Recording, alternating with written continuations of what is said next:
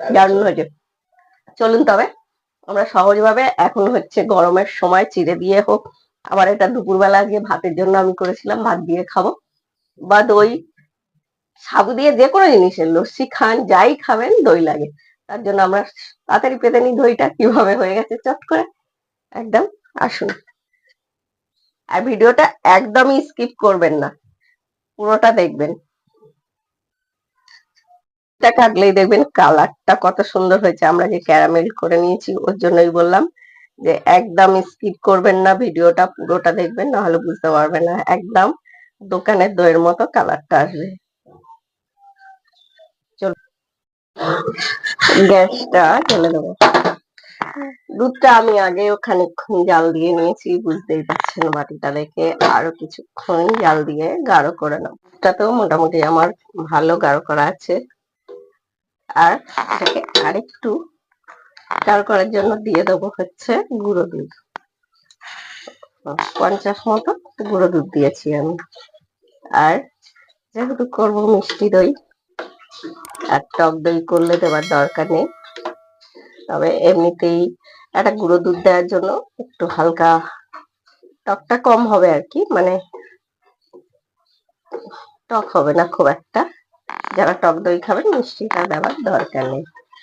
আর দেব 2 চামচ চিনি। যদি একটু বেশি মিষ্টি খান তবে চিনিটা বাড়িয়ে দেবেন।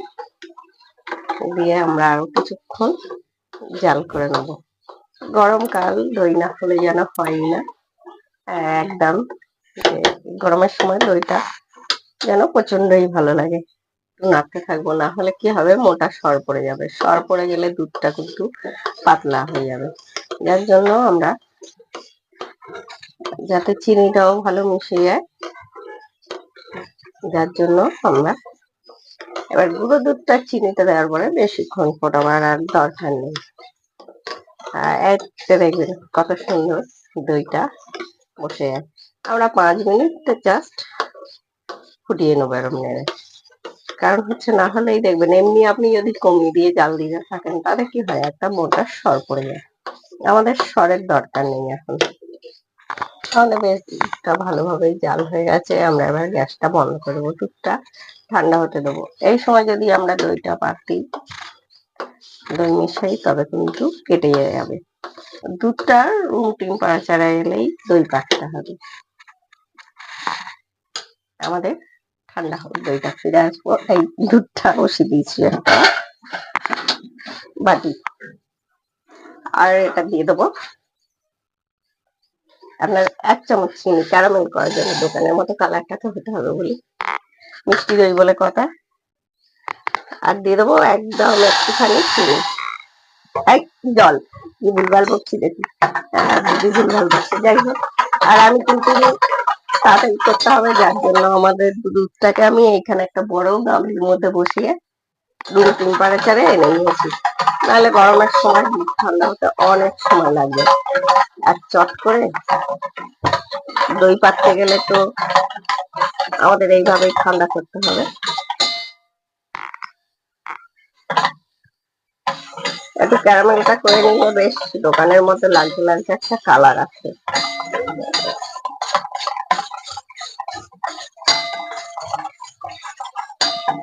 আমাদের হালকা হালকা কালার একটা হয়ে এসেছে।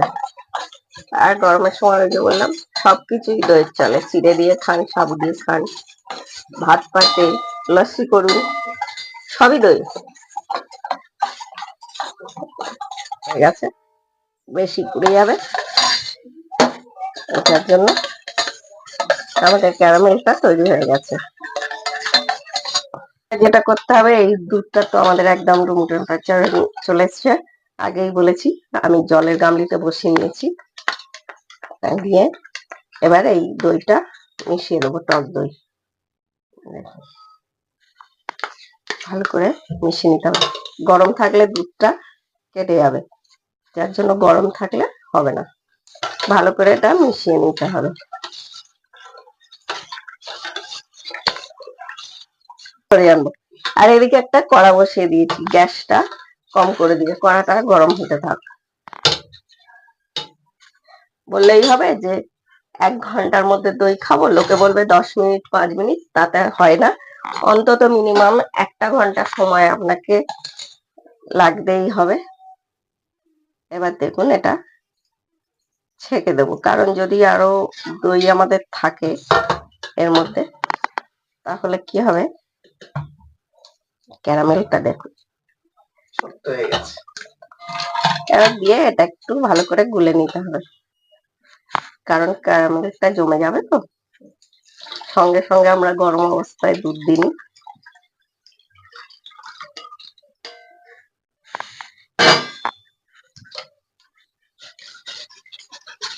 এই হলো, গুঁড়ো দুধ দেওয়া আছে, টক দই আছে, যার জন্যই এই যে ছেঁকে নিতে বললাম।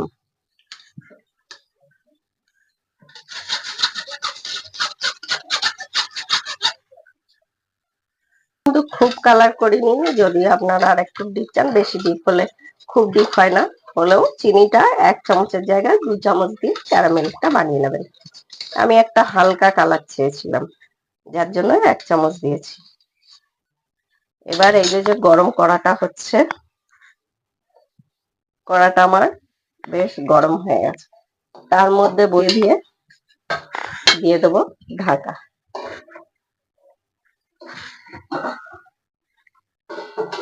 এরকম ভাবে আমাদের অন্তত 1 ঘন্টা রাখতে হবে। গ্যাসটা কিন্তু এই সময় বন্ধ করে দেবো, কড়াটা গরম হয়ে গেলে। চলে এলাম, 1 ঘন্টারও বেশি সময় আমি রেখেছিলাম, কারণ পুরো 1 ঘন্টা রাখিনি, আমি আর একটু বেশি সময় রেখেছিলাম। বা সত্যি ভালো বসেছে দেখুন, তাই না? আর যদি আপনারা এর থেকে কমে সময় করতে চান, মানে তখন করতে হবে জল দিয়ে একটা স্ট্যান্ড বসিয়ে দিয়ে তার মধ্যে বাটিটা বসিয়ে দিয়ে একটুখানি করে নেন। আমি করেছিলাম, কড়াটা গরম করে দেখেছেন নিশ্চয়ই। দেখুন দইটা দেখুন, কাটছি দেখুন কত সুন্দর হয়েছে, বাড়িতে পাতা দই, একদম জলও কাটছে না। আর হয়েছে কিনা দোকানের মতো মিষ্টি দইয়ের মতো বলুন, কিন্তু আমি খেয়েই বলি একদম একদম টাকা